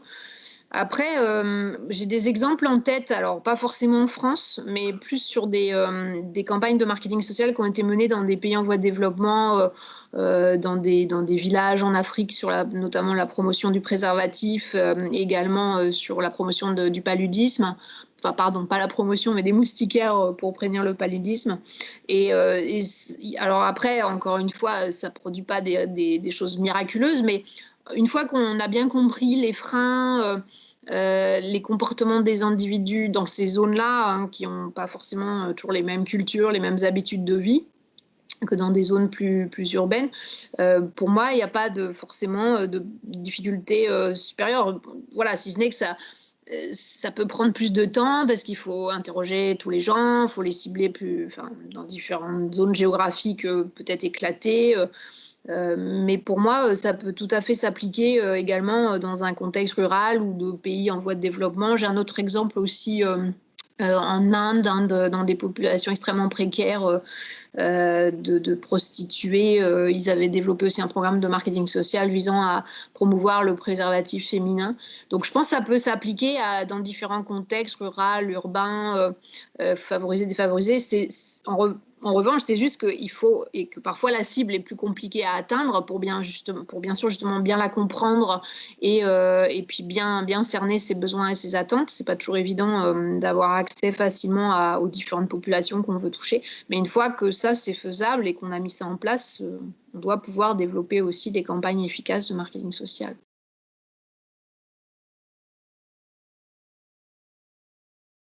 L'exemple qui me vient en tête, là, en vous entendant, c'est plutôt une campagne de communication. C'était peut-être pas tout à fait du marketing social, quoique je pense qu'un certain nombre d'étapes du marketing social avaient été respectées. Mais peut-être que certains d'entre vous ont entendu parler de cette vaste campagne américaine qui s'appelait National Anti-Drug Use Campaign, quelque chose comme ça, qui était une campagne contre le cannabis dans les années 90-2000, je pense, qui était une campagne vraiment massive, très, très financée, avec beaucoup de GRP, c'est-à-dire beaucoup de puissance de diffusion. Elle a été très, très diffusée aux États-Unis et les évaluateurs de cette campagne ont montré que, malheureusement, pour faire simple, plus on était exposé à la campagne et plus on avait des intentions de consommer qui étaient élevées. Donc, pour le coup, effectivement, un effet contre-productif, ce qui s'expliquait par le fait que finalement, le fait que les gens voient partout à la télé, entendent parler de cannabis, ça a eu un effet de normalisation des consommations de cannabis. Finalement, on se dit, il y en a partout, il y en a des médias. Ça veut dire que tout le monde en consomme et donc moi aussi, je peux en consommer. Donc c'est un contre-exemple, effectivement, mais j'ai envie de dire, heureusement, grâce à l'évaluation qui a été menée, l'évaluation rigoureuse qui a été menée par les évaluateurs, en l'occurrence c'était Karine, tu me corriges si je me trompe, mais je crois que c'était l'équipe de Hornick et collègues, ils ont pu démontrer cet effet contre-productif et donc interrompre la campagne, la modifier, la retravailler pour faire en sorte de limiter ces effets iatrogènes. Mais ça peut arriver, effectivement. Alors, en fait, je disais les industriels, c'est pas que d'ailleurs les industriels. En fait, ce que je disais tout à l'heure sur le fait de dire à des jeunes qui sont en situation de conduite de véhicules, ne buvez surtout pas si vous êtes susceptible de prendre le volant, etc. L'effet, ça a été documenté. Il y a eu des études qui ont montré ça. L'effet, alors, ce sont des campagnes de prévention des industriels de l'alcool, mais pas que. Hein, aussi, il y a la sécurité routière qui est beaucoup là-dessus. Ça peut avoir pour effet contre-productif de se dire finalement quand je ne conduis pas je me lâche complètement, quoi. Donc ça, il y a eu quelques études qui ont montré les effets contre-productifs de ces campagnes. Après, je ne sais pas si c'est la campagne ou le dispositif, c'est plus le message qui est... Parce que justement, le fait de se focaliser sur un moment où on ne peut pas boire, ça peut laisser sous-entendre que par ailleurs, à d'autres moments, on peut un peu plus se lâcher. Donc c'est plus le message qui est peut-être à retravailler. On voulait avec Karine quand même vous parler aussi un peu évaluation, puisque dans la démarche de construction d'une campagne de marketing social, l'étape évaluation est très très importante. Et c'est vrai que c'est aussi des questions qu'on nous pose souvent finalement, le marketing social, ok, il faut évaluer, mais comment on fait ? Déjà, dans quel but? Alors, les objectifs de l'évaluation d'un dispositif de marketing social, finalement, c'est pareil que pour toute intervention de prévention ou de promotion de la santé, hein. On évalue d'une part pour vérifier l'atteinte des objectifs qu'on a fixés, et puis pour identifier des pistes d'amélioration, puisqu'il y en a toujours sur un dispositif donné, il y a toujours des choses qu'on peut mieux faire. Maintenant, comment est-ce qu'on peut faire? Si vous voulez bien, je vais prendre l'exemple de Moi sans tabac. Non pas pour vous dire que tout ce qu'on a fait, c'était parfait, mais simplement pour vous permettre d'avoir une illustration des enjeux qui se présentaient au moment où on a conçu le protocole d'évaluation et de la façon dont on a essayé de répondre à ces enjeux. J'avais prévu de peut-être vous demander, vous interroger sur la manière dont vous auriez évalué Moi sans tabac, mais c'est vrai que comme l'heure tourne, donc je vais me permettre d'avancer un petit peu sur le sujet.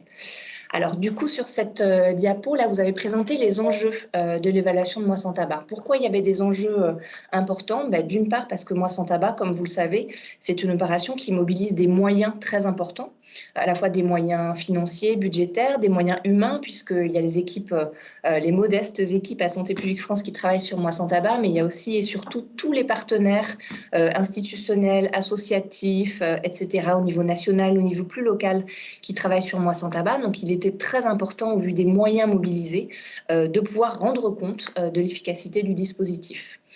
Deuxième grand enjeu, c'était le fait que Moi sans tabac, on l'avait conçu dès le départ. C'est une opération inspirée de Stoptober en Angleterre, et donc c'est une opération qui est censée être annuelle, revenir chaque année. Et finalement, du coup, on avait besoin très très vite, dès la fin de la première édition, d'avoir des premiers éléments d'évaluation pour nous permettre d'améliorer l'édition d'après. Donc, c'est un peu ce que j'ai mis ici sur cette diapo.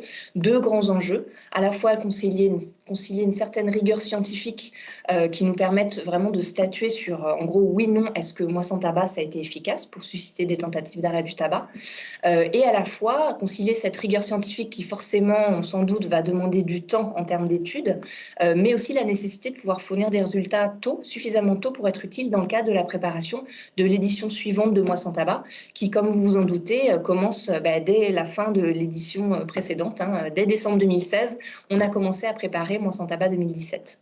Et puis, deuxième grand enjeu, ne pas se contenter de renseigner l'efficacité du dispositif, c'est-à-dire répondre à la question est-ce que ça marche ou pas, est-ce qu'être exposé à Moi sans tabac, c'est associé à une augmentation des tentatives d'arrêt du tabac, mais aussi fournir des éléments sur la mise en œuvre de l'opération, arriver à décrire, à comprendre la mise en œuvre de l'opération pour nous permettre de dégager des éléments d'amélioration pour l'édition suivante. Donc, pour répondre à ce double enjeu, la solution qu'on a proposée, c'est de concevoir un protocole d'évaluation un peu à tiroir avec plusieurs études qui ont fait appel à des méthodes distinctes et donc qui se sont mises en place dans des temporalités bien spécifiques. Ce qu'on a fait, c'est qu'on a mis en place différentes études qui correspondent aux deux grands types d'évaluation qu'on peut considérer lorsqu'on réfléchit à l'évaluation d'une action de prévention de façon très classique, hein, à la fois des évaluations de processus et des évaluations d'efficacité. Les évaluations de processus, vous savez, ce sont celles qui nous permettent d'étudier la mise en œuvre, l'implantation de l'action de prévention. Donc là, on va chercher à décrire ce qui a été fait, ce qui a été réalisé, et puis de décrire des impacts, mais des impacts immédiats, je dirais des impacts intermédiaires de l'action qu'on a mise en place. Donc par exemple, dans le cadre d'une campagne de marketing social, on va essayer de répondre aux questions suivantes. Est-ce que la campagne, elle a été vue par les cibles visées? C'est une première étape, hein, avant d'avoir un impact sur leur comportement, le fait que les populations cibles aient vu la campagne et été exposées. Est-ce qu'ils s'en sont souvenus? Est-ce que la campagne a été mémorisée? Est-ce qu'elle a été appréciée? Est-ce que, en tout cas au moins en termes en déclaratif, est-ce qu'elle a été jugée incitative pour changer de comportement? Et donc, pour répondre à cette question, on va faire des études dites transversales, donc qu'on fait à un temps T, les post-tests, qui sont des enquêtes auprès en général de 1000 ou 2000 personnes, un échantillon représentatif de la population française, selon la méthode des quotas. Le plus souvent, c'est ce qui va le plus vite pour faire des enquêtes représentatives, et donc qui nous permettent de répondre, qui sont faites juste après diffusion des campagnes, qui nous permettent de répondre à ces questions-là. On peut aussi se poser d'autres types de questions, comme est-ce que la campagne, elle a eu un effet, un impact immédiat, par exemple sur le recours aux dispositifs qui sont promus dans le cadre de la campagne. Vous savez, par exemple, dans le cadre cadre de Moi sans tabac, on met beaucoup l'accent sur Tabac Info Service et l'aide qu'elle peut apporter aux fumeurs pour arrêter de fumer. Et donc là, pareil, on peut mettre en place des études, soit simplement des études qui nous permettent de suivre les courbes de recours à Tabac Info Service avant et après diffusion de la campagne et de comparer le taux de recours, ou des analyses un peu plus sophistiquées en statistiques, en série temporelle, pour voir si la campagne a un effet sur le niveau de recours à ce dispositif. Donc ça, ce sont les évaluations descriptives de processus. C'est toujours utile de les faire, et même si on ne peut faire que ça, c'est quand même utile de le faire si on ne peut pas aller jusqu'à l'évaluation d'efficacité. L'évaluation d'efficacité, on va essayer d'aller un cran plus loin, c'est-à-dire qu'on ne va pas juste se demander si la campagne elle a été vue, on va se demander si le fait qu'elle ait été vue, ça a eu un impact sur les comportements. Autrement dit, est-ce que le fait d'être exposé à cette campagne, est-ce qu'il y a une différence finalement entre les personnes qui ont été exposées à la campagne et les personnes qui n'ont pas été exposées sur le comportement, c'est-à-dire les tentatives d'arrêt du tabac. Donc là, on va mobiliser des types d'études différentes. Ça peut être des études longitudinales avec un suivi d'un groupe de personnes, en l'occurrence ici des fumeurs pour Moi sans tabac, avant, juste après et un petit peu plus longtemps après la diffusion de la campagne. Ça peut être des études transversales, donc à un temps donné, mais rétrospectives. C'est ce qu'on a fait pour Moi sans tabac, dans lesquelles on interroge les personnes sur leur comportement passé et sur le fait d'avoir été exposées ou pas à la campagne pour pouvoir essayer de lier les deux. On peut faire aussi des essais contrôlés randomisés, donc des études expérimentales. Alors là, non pas pour suivre les comportements de santé dans le cadre de la campagne de marketing social, mais plutôt pour évaluer l'efficacité des outils qu'on promeut dans le cadre de la campagne. Donc, en l'occurrence, on l'a fait pour certains des outils Tabac Info Service. Concrètement, sur Moi sans tabac 2016, qu'est-ce qu'on a mis en place en termes d'évaluation de processus et en termes d'évaluation d'efficacité? Donc sur les évaluations de processus, j'en ai un petit peu parlé, on a fait plusieurs choses. D'une part, on a simplement décrit les actions à la fois nationales et locales grâce à l'aide de nos précieux ambassadeurs Moi sans tabac. Donc décrire les actions qui ont été mises en place dans le cadre de Moi sans tabac 2016. On a analysé les données d'inscription à Moi sans tabac au niveau régional par exemple, voire infrarégional parfois. On a réalisé ce dont je vous parlais tout à l'heure, des enquêtes post-test de la campagne, à la fois auprès du grand public, en l'occurrence plutôt de la cible de la campagne, c'est-à-dire des fumeurs adultes, mais aussi des post-tests auprès de certains des relais partenaires de la campagne, en l'occurrence les médecins généralistes, pour connaître, à la fois tester l'exposition à cette campagne, c'est-à-dire est-ce que ces personnes-là se souvenaient de la campagne Moi sans tabac, qu'est-ce qu'elles en avaient pensé, leur perception, est-ce qu'elles l'avaient jugée utile pour leur pratique en ce qui concerne les médecins, utile pour les fumeurs parce que ça les a encouragés à faire une tentative d'arrêt du tabac. Et puis, on a analysé le recours à Tabac Info Service, à la fois la ligne téléphonique, le site internet, l'appli qui est gérée en partenariat avec l'assurance maladie, pour voir si la campagne Moi sans tabac avait eu un impact immédiat sur le recours à ces dispositifs-là. Donc ça, c'est tout ce qui était processus. Et en termes d'efficacité, la principale étude d'efficacité qu'on a faite, ça a été d'étudier le lien, comme je vous le disais, entre le niveau d'exposition à la campagne, à l'intervention, et les tentatives d'arrêt du tabac déclarées au dernier trimestre 2016. Et donc cette étude-là, on l'a faite grâce au terrain du baromètre santé 2017. Donc cette enquête-là, vous savez, le baromètre, ce sont les grandes enquêtes représentatives de Santé publique France auprès d'un très grand nombre de personnes. En 2017, on a interrogé 25 000 personnes. Le terrain de l'enquête s'est déroulé au premier semestre 2017, donc juste après Moi sans tabac 2016. Et donc, de façon rétrospective, on a interrogé les fumeurs et ex-fumeurs récents sur les tentatives d'arrêt faites au dernier trimestre 2016. On les a aussi interrogés sur leur mémorisation de la campagne Moi sans tabac. Et on a modélisé pour essayer de voir s'il y avait un lien statistique entre le fait de se souvenir de Moi sans tabac, donc sous-entendu d'être exposé à Moi sans tabac, et le fait d'avoir fait une tentative d'arrêt du tabac à l'occasion du dernier trimestre 2016. On a aussi fait des évaluations d'efficacité, comme je vous le disais tout à l'heure, des services d'aide à distance, d'aide à l'arrêt du tabac qui sont promus dans le cadre de Moi sans tabac. Donc en l'occurrence, on avait fait précédemment, en 2012, je crois, un essai contrôleur randomisé pour évaluer le coaching par mail de Tabac Info Service. On suit en continu le taux d'arrêt du tabac déclaré parmi les bénéficiaires du service téléphonique 3989. Donc tout ça, ce sont des données également qui sont publiées. Donc ça nous permet de vérifier l'efficacité des services vers lesquels on renvoie renvoi pour Moi Sans Tabac. Et puis la troisième grosse étape, qui est une grosse étape pour nous, puisque en fait c'est quelque chose qu'on maîtrise beaucoup moins bien, c'est l'analyse médico-économique. Donc là, pour le coup, on a travaillé et on va continuer à travailler avec des équipes de recherche pour le faire, puisqu'on n'a pas les compétences en interne, on n'a pas d'économistes de la santé, on n'a pas d'équipe en tout cas qui travaille sur ces sujets-là. Et donc, on va aller un cran plus loin que l'étude d'efficacité. Ce sera non seulement d'arriver à... Enfin, on a réussi à démontrer l'efficacité du dispositif Moi Sans Tabac, et donc là, on va essayer de voir en quoi...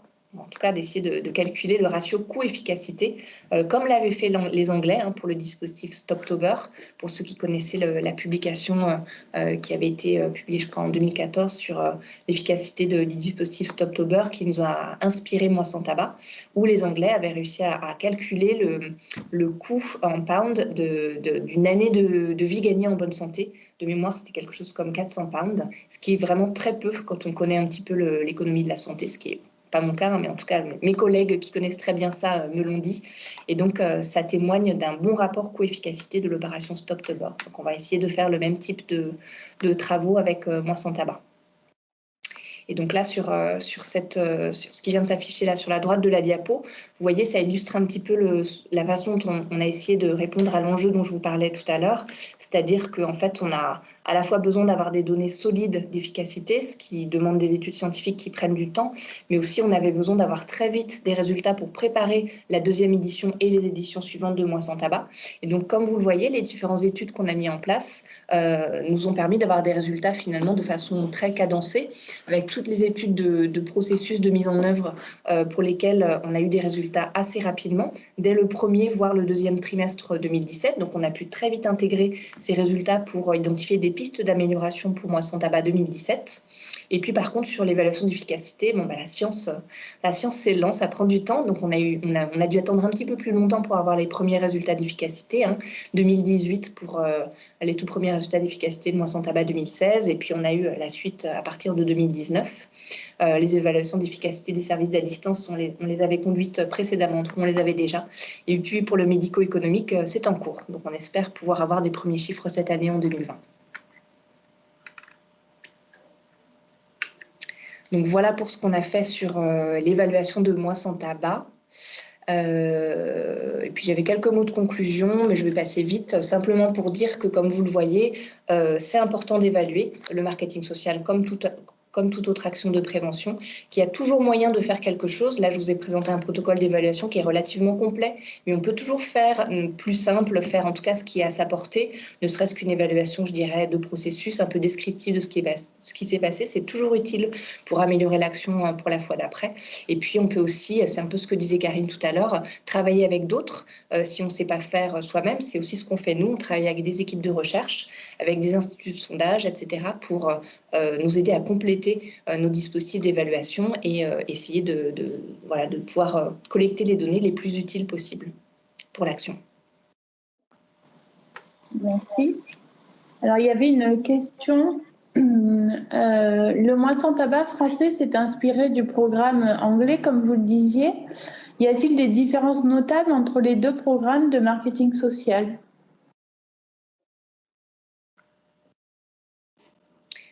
Oui, il y a plein de différences. J'en citerai une qui est assez emblématique, puisqu'on a dû vraiment s'adapter Évidemment, les campagnes ne sont pas les mêmes parce que les publics sont différents, etc.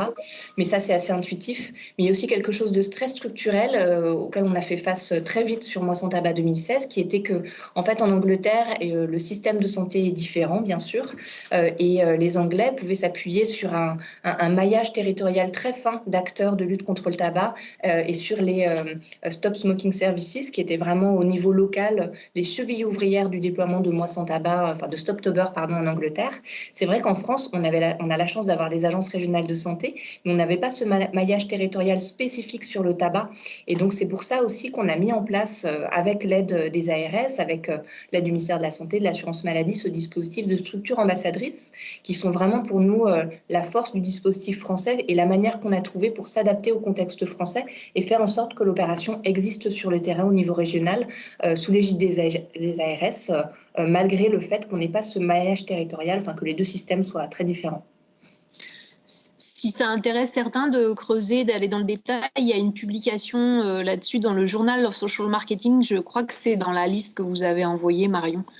C'est Romain Guignard, le premier auteur, je crois. Et donc, c'est Oriane oui, et pardon. Romain, deuxième auteur. Ouais, et du coup, l'objectif de cet article, c'est d'expliquer comment en fonction justement du contexte culturel, environnemental, etc., comment Santé publique France est passé de Stoptober à Moi sans tabac. Il y a tout le détail. Merci. Il y a une autre question. Avec quels instituts de sondage travaillez-vous ? Alors en fait, on a des marchés, des accords cadres avec des instituts de sondage. Donc c'est passé selon les codes des marchés publics. Donc il y a une mise en concurrence et on prend des critères de sélection. Tout est très transparent. Et en l'occurrence, on travaille avec au moins 3 instituts de sondage selon les méthodes. C'est-à-dire que pour les grandes enquêtes quantitatives dites en aléatoire, comme le baromètre, c'est avec l'Institut Ipsos.